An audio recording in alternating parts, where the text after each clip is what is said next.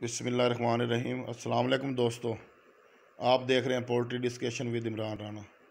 दोस्तों, ये मुर्गियों की वैक्सीन के मुतल्लिक मेरी तीसरी वीडियो है। पहले मैं 2 वीडियो बना चुका हूँ। किल्ड वैक्सीन क्या है और किल्ड वैक्सीन करवाने का तरीका क्या है। अब लाइव वैक्सीन क्या है और लाइव वैक्सीन करवाने का तरीका क्या है। पहले हम लाइव वैक्सीन क्या है इस मौजू पे बात करते हैं। लाइव वैक्सीन में ज़िंदा जरासीम होते हैं और ये भी तकरीबन 1000 डोज़ की शीशी होती है।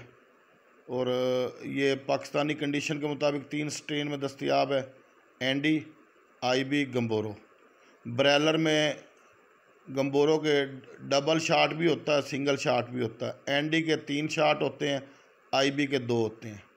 जबकि लेयर मुर्गी में गम्बोरो स्टार्ट में ही करा दी जाती है।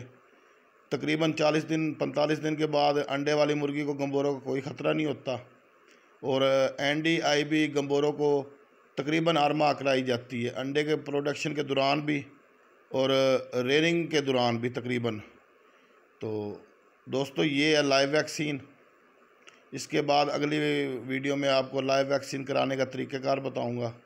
इंशाल्लाह मिलते हैं अगली वीडियो में। अल्लाह हाफ़िज़।